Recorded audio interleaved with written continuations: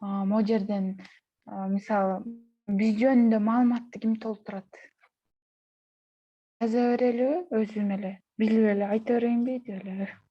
Или есть желающие, да? Меджардамдын маңызын жакшы билген киши өзү алса жакшы да. Текст оңойраак жазгангачы. Эмне деп жазам деп сурап жүрө бербей. Биз жөнүндө. Мен могу эмесин дизайн боюнча иштесекпи деп аткам да, ким койчу. Мейли анда биз жөнүндө маалымат мен алайын. Мен жакшыраак билет болсом керек. Окей. Билбейм деп. Азыр мояка деген Мырзайым Аскарова деп туруп, биз жөнүндө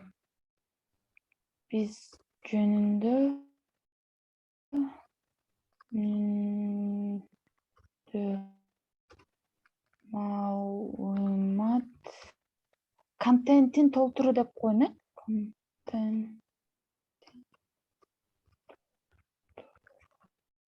контент болот да, или текст или контент. По-моему, текст болот азыр. Контенттин дизайны. Толтуруп береби? Пока текст эле, текстин толтуруу деп коеюн. Вот биринчи кетти. Мырзайым Аскарова менен байланыш үчүн маалыматты ким алат?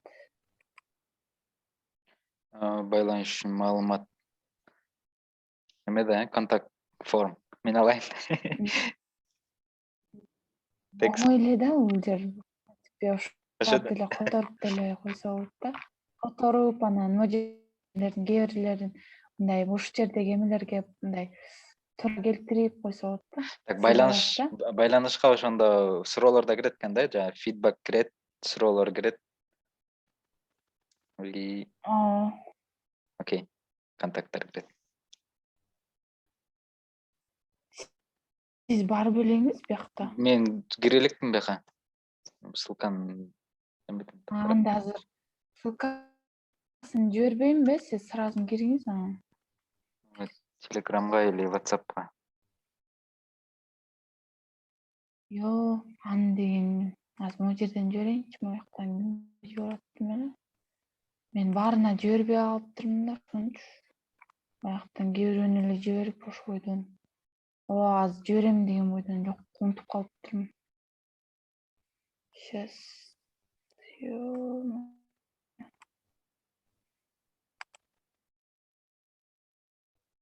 Токтоп калдым.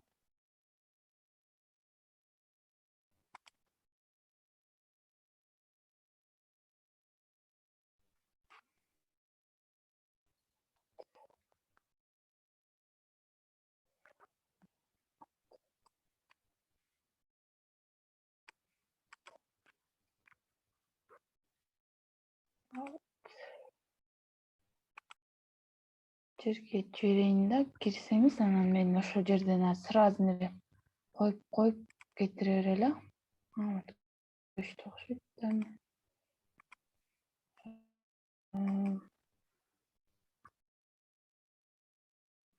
Кирсеңиз сразу могу жерден чыгат да. Белгилеп койгонго оңой болот.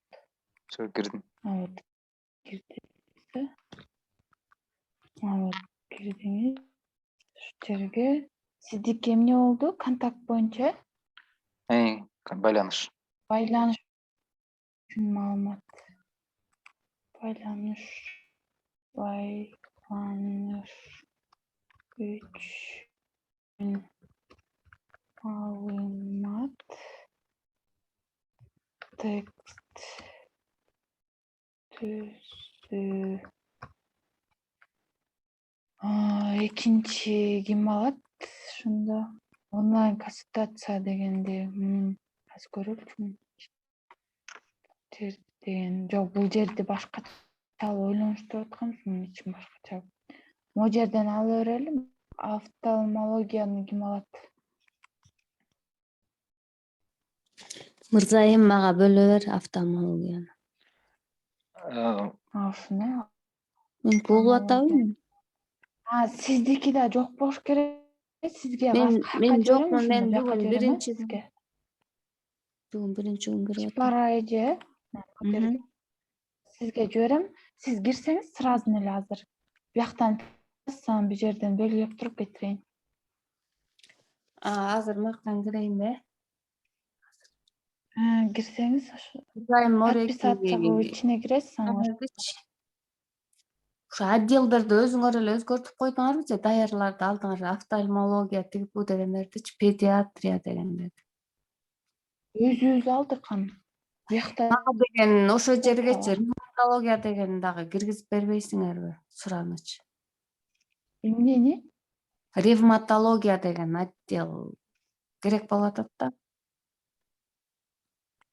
Без проблем у жерге. Ошоко Ревматология. бизди кошуп берчи, мен Анын ошону ичине менен өзүм эме кылам. Азыр. У жерден аз кошум азыр. Щас. Ревматология да? Ревматология. Ревматологияда деген онлайн консультация берсе болобу или нет? Мен ошо ревматология боюнча өзүм табам иши болуп. О, саб менюларды да өзүңөр киргиздиңерби жемне? Кайсыларды? Sub menülardачы. Менюнун ичиндеги менюларды. Оларды жок, өзүндө бар экен. Бияктан оңой экен, мынтип киргизип койгон оңой. Интернетин слабыйбы эми? Мону эмнеле ревматология деп өзгөртөйлү. Могу жерге ревматология да? Ревматология. Ошол Мотология. Ушундай жазылган? Кана мен азырма телефондон көрдүм. Ревматология. Ревматология да? Кошулду. Бул жерде ревматология чыгып калды. Анда экөөнү сизге офтальмология менен ревматология. Ошондо получается мен экөө жөнүндө информацияларды топтойм да, Пока. Өзгөрүү киргизбейм Топтой деп. бересиз эмеге. Өзгөрүү киргизбей турасыз, пока тияка ушул шаблонду эле карап эле ошого жараша толтура бересиз да. Сөздөрдү таап, бул жерге муну койсок болот экен, ошол боюнча там статьяларды таап, полный информацияны берсеңиз болот да. Ошондо 3 тилдеби, 3 тилде дейсиңерби? Жок, азыр кыргызча эле кыла бериңиз. Ал орусча, англисчесин аны шашпайлы. Азыр кыргызча эң биринчи азыр кыргызча. Офтальмология. Азыр ушу сап менюну бөлүшкөндө киши жетпей калбайбызбы? Жетпей калат, бирок эми жетишин кыла берели аны. Азыр пока жаза берелесиз, бүтүп калса башкаларын алабыз да. Жок, ойлоп атпайм азыр могу биринчи лендинг пейджди биринчи бүтүрбөйлүбү депчи.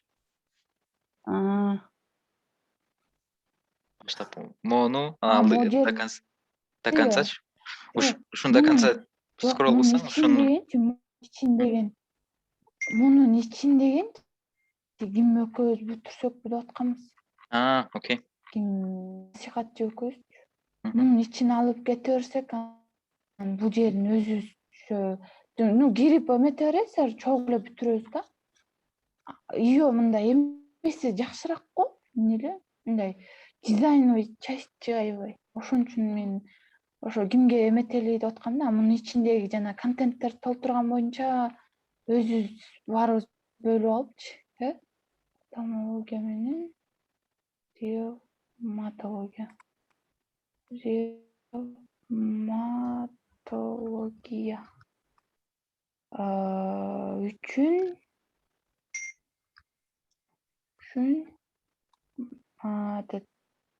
маалымат текст деп койно.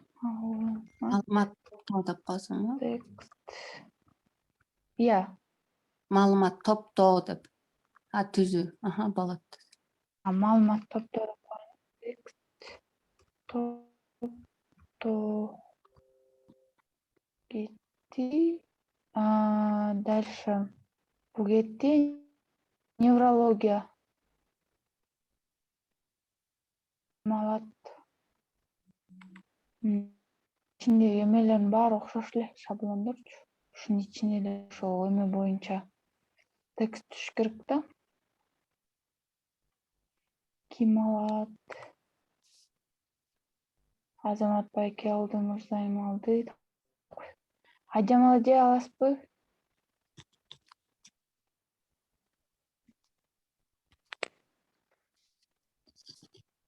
Колун Же көтөрүп бошо атат. ойсузбу? Колун көтөрүп атат. Сүйлөй бериңиз, Айжамал эже.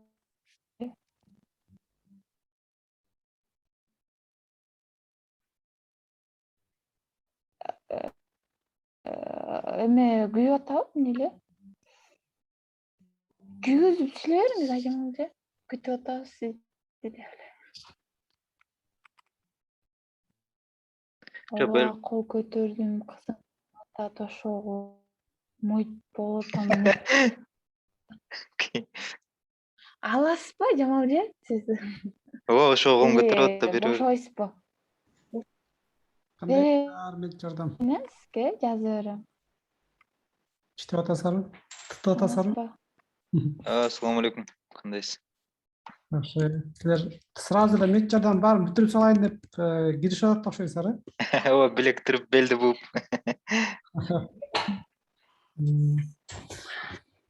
Понятно. Ну, карасып карагыла, биринчи дегенчи мага доступ берип койсоңор мен силерге так көрсөтүп берейин. Экран шер эткенге. Доступ бар баарына эле. Вроде. Кетти. Эң биринчи проблема силер деген азыр мет жардамды кайрадан контентин жасагантасыңар да. То есть могул ар бир немелерге кеңештер жөнүндө могу ар бирөөнү жазып, анан ичине ар бир блокторду жазып, анан ар бир мындай нерселерди толтуруп, как есть, аларды которуп ушинтип чыгаргантасыздар, мен айтпасам. Ушундай кылгантасыздарбы?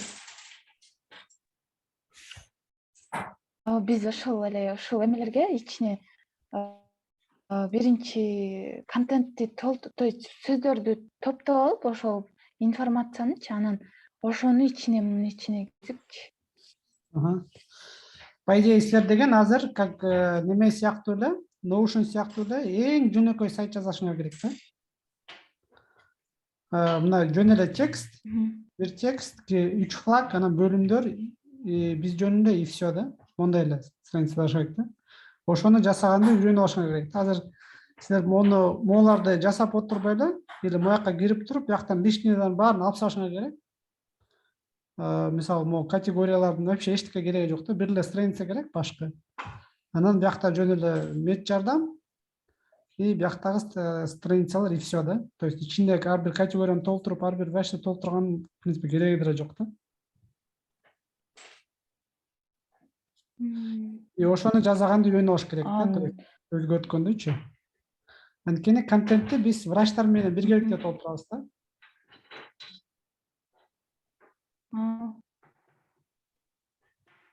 Азыр силер барып контент издейм десеңер, шайыңар Пока просто эле пока жөн эле оңдоп жанагындай эле кылат экенбиз да. Ооба. Хорошо. Ошол могу дарыгерлер боюнча бизде да бөлүмдөр бар эмес беле, ошолор боюнча эле ичине бир сыйра эле кичине мындай контенттер толтуруп коет да, информация кылып берчи. Мисалы бизде мына биякта тексттер бар да. Ичиндеги кээ бир функцияларын өчүрүп. Биякта сүрөттөр бар, ошолорду коюп көрсөңөр болот да. Мисалы Асхат Турбаев, мынтип киргизип, мынтип коюп кандай болот экен биякта. Биякта шрифт бузулуп калды да. Мунун ордуна биздин Хойкстер Германия деп ушинтип жазып койсо болот да. Анан могу шрифттерди кантип алмаштырат, чтобы мындай нормальный шрифт болот, ошолорду байкаш керек да, каяка барыш керек. Тексттерди өзгөртүп, могуларды өзгөрткөндү, как бы мияка киргенде англисче сөздөр лишний блокторду алып салышыңар керек. Анан жөнөкөй эле сайт жазганга аракет кылышат да, биринчи беттичи. Мындай үстүндө фейковый биз жөнүндө бөлүмдөр деп жазып койсо болот. Анан кийин шашпай кошуп алабыз да калгандарынчы. Анан вообще мындай чоң немелердин кереги жок да. Жөнөкөй кичинекей. Оларды мисалы которуп койсо болот. Ичиндегилерин анда өчүрүп берсек болот эле. Баарын өчүрө берсеңер болот. Же болбосо муну өчүрбөй эле жаңы создавать ете алсаңар болот да. Мисалы добавить деп страница кылып.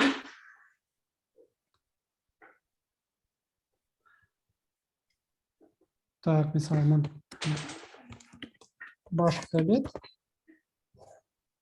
Көп ойлоп атканбызда бүт эмелерин функцияларын өчүрүп салсак кайра кантип таап калабыз депчи ойлонуп. Мына башкы бет пустой. И бияктан мына плюсту басып туруп, керектүү нерселерди кыласыңар болот да. Муну бияктан немени тандайсыңар.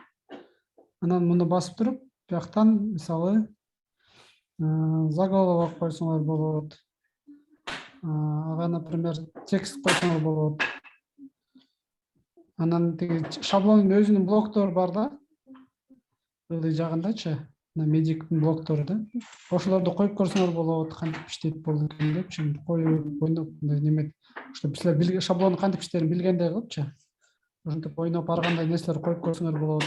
Call to action бар экен. Бул иштебейт экен, бул Pro экен. Pro'ну өчүрүп салалы. Еще этот плагиндерди колдонсок болобу или пока аларга Жакта бар даяр да, мисалы слайдер плагини бар, отзывдар. Ушундай коюп, бир жөнөкөй страница жасап көрөсүңөр да. Анан сактап коебуз, допустим. Анан бул жака барабыз. Муяктарды баскылап көрсөңөр болот, эмнелер бар экен ичинде. Мисалы настройкага чтение кирип туруп. Жактан башкы бетти көрсөтөбүз.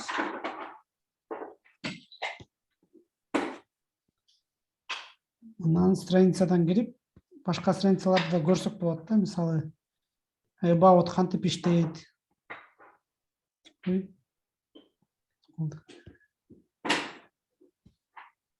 Мисалы about мондай экен, анан буларды кантип коюптур деп буну баскылап көрсө болот. Анан бияка кирип туруп, бет жардам десек. Башкы бет мындай эле калды да. Биз чогулткандайчы. Анан булардын баары лишний экенин алып салыш керек деп дагы задачалар жазып алсаңар болот трелогочу. Ошентип ар кайсыңарды басып, тренировка кылып көрсөңөр болот да.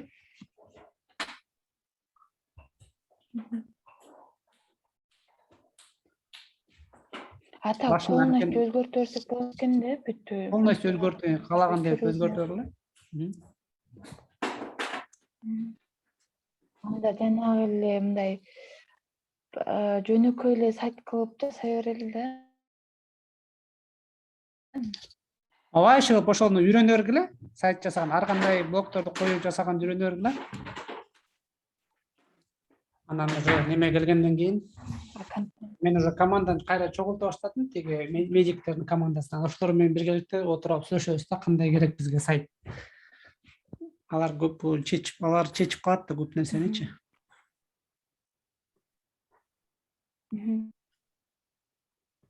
Ага чейин шаблонду изилдеп. Пока могул эме медицина.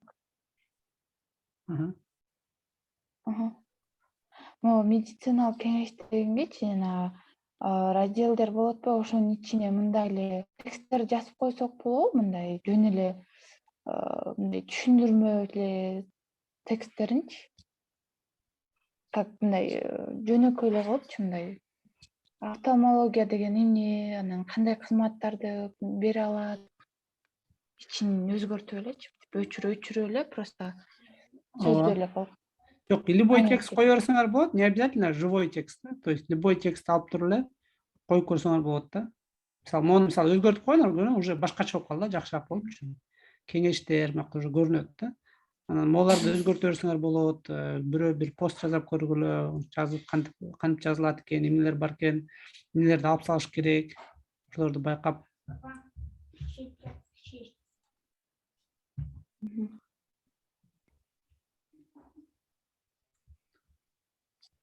Aytты, шаблон аябай чоң экен.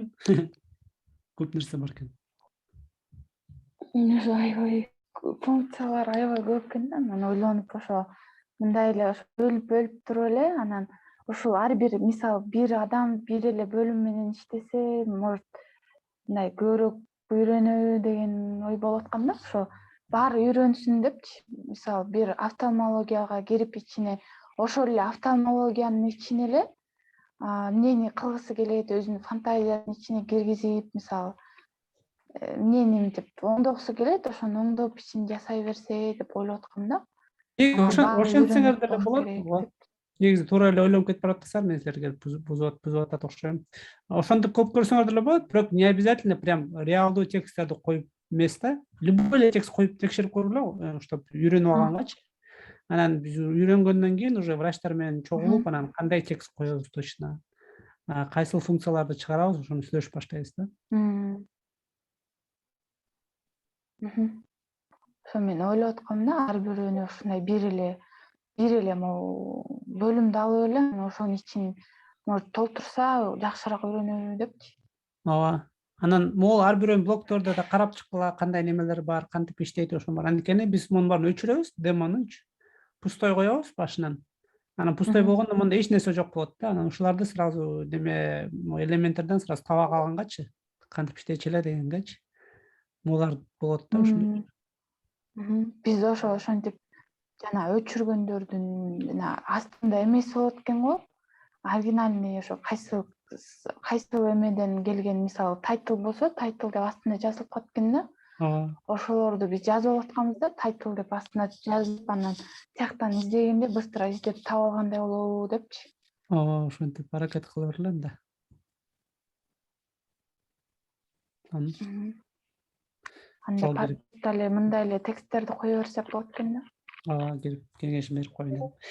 Тура эмес кетип калбагыла деп. Макул анда. Рахмат. Волонтер эле молодцы. Окей, рахмат сизге.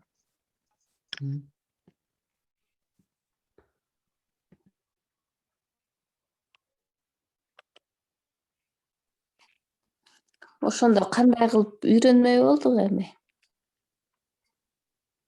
Текст не обязательно. Анда эме силергечи баарыңарга азыр доступ не обязательно деп айтпады ошо. Эме ушул боюнчачы, мисалы монун болу боюнча, кээ бир боолор боюнча информация бар да. Я могу сейчас скинуть эмеге, телеграмгачы. И ошол жерден эле жөн эле мындай понятиялар да. Мисалы офтальмология деген эмне, неврология деген эмне, кыргызча эмелер бар да.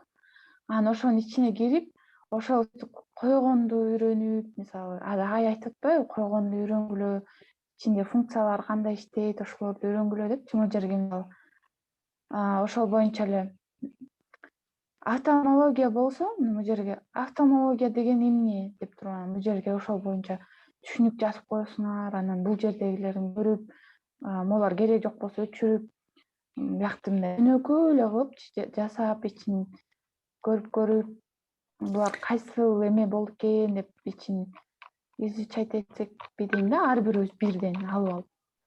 Бирден алып алсак, бирден алыш керек да, а то башалама болуп кетет го, кирип каалаган өзгөртөсүң. Ооба, эме кылалы азыр, могу мисалы могу биринчи баннер турбайбы? Баннерди бирөө алсын, ылдыйраак түшсөң да, ылдыйраак кийинки бөлүмүнө, жок ал жак эмес. Могу биринчи эме главный бетти эле айтып атам да.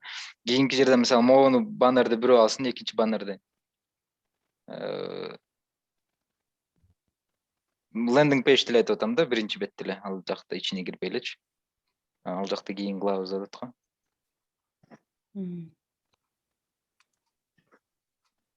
Азыр могу биринчи бетти эле алгандачы, мындай ызы чогуп кетет деп атам да, могу биринчи беттенчи. Бул жерин ким насыйхат жөкөй жасай берели, могу бир эле могу эменин ичине кирип жасагандачы оңой болот, менин оюмча. Үйрөнгөнгө да оңой болот, мунун ичине кирип алып, каалаган нерсесин кыла берет да ичине. Ызы чогулбойт да, азыр биринчи бетке кирип алып, баарыбыз ызы чогулуп, тиягын мынтип салдың, мынтип салдың деп анан урушуп кетебиз деп атпайм.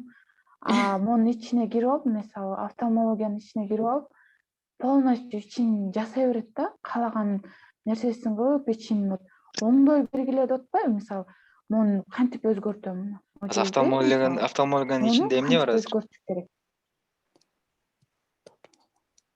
Офтальмология деген менюнун эле, ичинде. вот могу шаблон. Ушул шаблон баарынын ичиндеби? Ушул шаблон. Кайталанган. Да. Окей. Жок, могул кайталанганда, могу ар бир бул ачылганда ушул ачылат. Бул ачылганда могул ачылат. Бул ачылганда ушул эмелер ачылат. Бүт баарын эле окшош кылып салганбыз да биз. Бүт шаблондор окшош. Ошон үчүн мындай окшош дизайн болсун деп анан ошонун ичине кирип алып, мисалы, могул жакпаса, башка сүрөт коюп, мына офтальмология болсун да, жанагы көздүккү экен го. Көздүн эмесин эметип коюп эле. Мен азыр кимди көрөйүнчү? Түшүнүктүү. Ошон үчүн бөлүштүрүп алыш керек экен жанагы алдыгы отделдердичи. Ар ким өзүнүн отделин кирип үйрөнгөнгө жакшы болгудай. Башаламан. Ошо үйрөнүп алса сонун болот да. Өзүңөр деле Азамат кирип алып иштей бересиңер да. Айтып атпайбы, иштегенди үйрөнгүлө депчи, ошол эле да. берки жакта да сабак башталып атабы Азамат? Каякта? Беркидин Сабак бар эле. беле бүгүн? Жок, сабак эмес ушундай. Беркинин атын унутуп калдым. Азамат кирип атпадык беле? Келечек дижитал, мен ал жака катышып атам телефондон. Болду эле, 10:30. Жок, келечек дижитал. Эки жака. Да, ну. Протоколчу кызым кириңиз деп мен жанымды койбой атат. Экөөбүз протокол жазабыз да аякта. Сизге бөлүндү да кире бериңиз да. Ооба, мен бөлүндү анан мен чыга берейин бияктан, тияка кирейин, жакшы алгыла. Да байланышта отурабыз. Түшүнбөгөн жерлерим сурап турам. Хорошо. Неврологияны эч ким ала элек, неврологияны ким? Ажамал эже сизге бере берелиби? Ажамал эже кирсе керек жок. Кечиресиз, меники дагы тиякта эме болот. Чогулуш ошого. Мен байланышты алдым да, байланышты. Көрөсүзбү? Байланыштын немесин бүтүрүп берем да. Всё, анда рахмат барыңарга. Ийгилик. Хорошо. Кандайсыңар, мырзайым, мага берүү. Эме, этот насихатчы биз экөөбүзчү могу башка бетти жасайлы деп чечтим да. Монун жерин оңдойлу деп. Биринчи бет. Макул. Эме экен, кечирип коюң. Запись менде экен, еще мен админкем, ушул Ошол Zoom бүткүчөктө отурат окшойм. Катышыңыз анда. Катышмай болдуңуз ба деп кой. Айжамал эжеге мону жиберип коеюн. Айжамал эже, сизге азыр мону жиберем. Кириңиз, эмеге. Могу эмеге кирсеңиз, этот Телеграмга кирсеңиз, мен буяка жазып коеюн да сизди. Туура эмес түшүнүп алган окшойт да. Бирок биз өзү туура эмес кетип баратканбыз негизи. Баарын эме кылып. Мындай ичине кирип оңдой бересиңер да, өзүңөр билгендей кылып.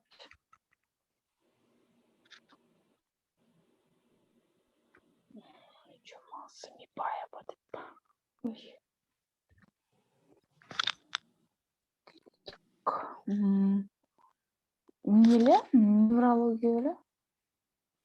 Неврологиянын ичин Мырзайым. Ооба. Негизи айтат да, мынтип жөн эле сайт жасагыла депчи, анан мен түшүндүрүп айттым да, буларды азыр мисалы биз могу бөлүмдөр жасаганыбыз, жана биздин деле сайтта бар болчу бөлүмдөр, ошолорду киргиздик. Анан муну дегендай, булардын бүтө өчүрүп эле жанагы бар го, биздин сайтыбызчы, жанагы мед жардам деген ошондой кылып эле жасап койсоңар дейт. Анан биз өчүрүп салсак, могу функцияларына кайра кантип жасайбыз десем, анда өчүрбөй эле ичине мындай любой сөз дейт да, эчтеке мынтип сөзсүз ошол неврология боюнча или там эме боюнча жазбай эле любой сөздү только функциясын түшүнгүлө деп атат да. WordPress'тин функция кантип иштейт ошол боюнча дейт. Мисалы мондай кылып эле жасап койсоңор болот дейт да. Биз жөнүндө медициналык бөлүмдөр, ыктыярчылар, байланыштар деп эле анан ошол боюнча кичинекей эле маалыматтар жасап, мондай желектерди коюп, ушундай кылып эле бөлүмдөр жасап койгула. Анан азыр эме менен сүйлөшүп атам дейт, жана медиктер мененчи. Анан ошол медиктер келип анан контент түзөт дейт да. Силер ушул WordPress'in ичинде кандай иштешти билсеңер, жана биз экөөбүз жазып атпадык беле насихатчы? Жана могу жериндеги бул деген эмеси ушул экен тайтыл депчи, ошону туура кылып атыптырбыз да, ошентип жазып, анан кайда мунун баарын өчүрүп салганда, башында эмнет экен да, кайра башынан жасайт экенбиз да мунучу. Мисалы, вообще таптаза болгон эле страница, анан ошого ушул жерден, когда могу жерден тап издегенде, биз жана тайтыл эмне деп издегенде сразу быстро тап, ошол страничканы быстро могу жерге койгондой болуп, анан жасашыбыз керек экен да, ошону үйрөнгүлө дейт да. Ушул эмени биз үйрөнүп атпадык беле, могу кантип иштейт, бул эмне деп ошентип үйрөнүш керек экен да. Мен ойлоп атам, могулардын баарына бирден берип чыксак, ушунун ичине эле кирип алып, мисалы, офтальмологиянын ичине, гепареже кирип алып, только ошонун ичине эле оңдойт да. Мунун ичине кирип алып эле, ушунун ичине эле там сөздөрдү жазып, биягын оңдоп коюп, муну коюп көрүп, могу жерлерине могуларды өчүрүп көрүп, эле бул жерге башка сөз коюп көрүп, ушул сөз боюнча могул азыр кыргызча жазганда могул шрифт болбойт да, то есть сакталбай калат. Анан ушул шрифтти бияктан өзгөртүп көрүп, функцияларды коюп көрүп, ушундайды үйрөнгүлө деп атат да.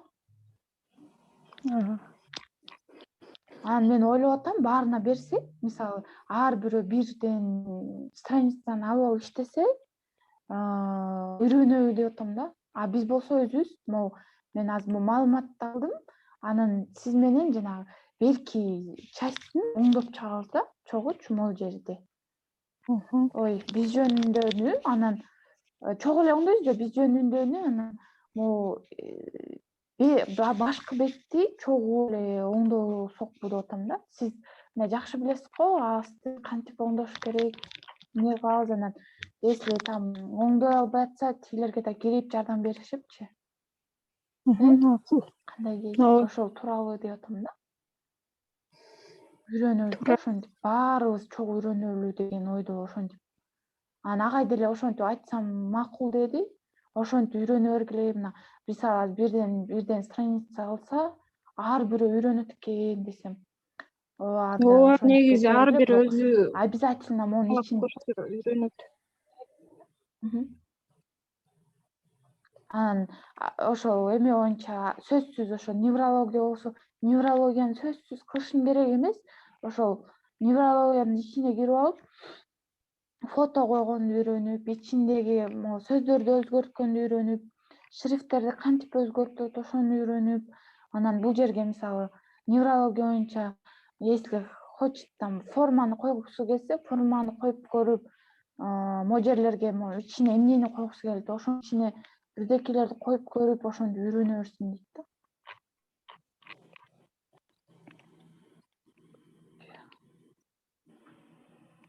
Неврология.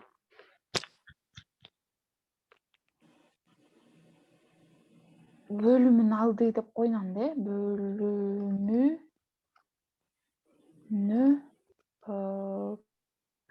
контент түзүү деп коеюн, түзүү. Анан өзлөрү кирип алып үйрөнө берет да, ичине кирип алып, ичин чукуп көрүп, тигинсин эметип көрүп, мен кайра эмесин жиберип коем, телеграмгачы, анан ошол жерден кирип алып үйрөнө берсин. Кардиологияны кимге бере берейин? Кол көтөрүп ала бериңиздер. Айзада же аласызбы? Манас Сайырбек уулу кол көтөрүп атат. Кандайсың Мырзайым? Кардиологияны дейсиңби? Кардиологияны аласыз. Берер. Мен азыр алып чыгып салатым оларды. Жана кирип калыптыр ушу кардиологиянын ичине. Негизи кардиология өзү эле да. Кардиология. Мен ошондо бугам эмне кылам, Мырзайым? Ок дейт го. Ажаман. İçine girip özünüz özgürtüp öğreniriz. İçine content жазгыңыз келсе контент жазып ушинтип.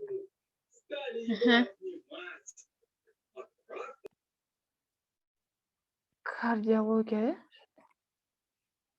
Мен ойлонуп атам да азыр. Биз өзүбүз алып жасай жасай беребиз. Элекен ичимде жасаган. Но үйрөнбөй калабы деп атам да эч. Кардиологияны баарыбыз үйрөнсөк, анан когда уже чисто сайт жасай баштаганда оңой болот да баарыбыз үйрөнүп билип алсакчы. Кардиология. Кардиология. Кардиология. Өлүмүн контент түзүү. Обязательно ошол колдон келишинче кылгыла, ичине кирип алып, өзүңүздүн фантазияңарды ичин чоңойтуп, өзгөртүп, өчүрүп көрүп, тигини муну жасап көрүпчү. Каалаганыңарды кыла бергиле да, ичине кирип алып, жасап, өчүрүп көрүп, өчүрүп атканда ошол функцияларын эстеп алып, кандай функцияны аткарат, анан кантип издесе болот, ошолорду YouTube'дан көрүп, издеп көрүпчү. Ошентип жасай берсеңер болот. Манас байке, сиз аласызбы, андан кийинкини? 1 мүнөттөн аз калды. Кайра ачайын азыр, Аллергологияны мен өзүм эле бөлүп салсам кандай болот?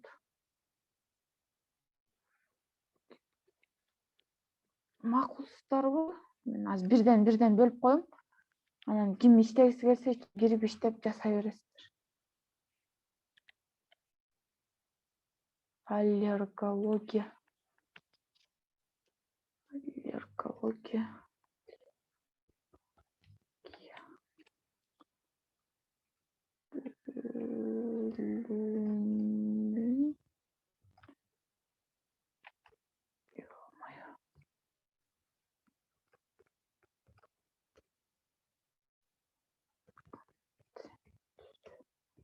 Контент түзүү деп коюп атам, бирок сөзсүз түрдө контент эмес,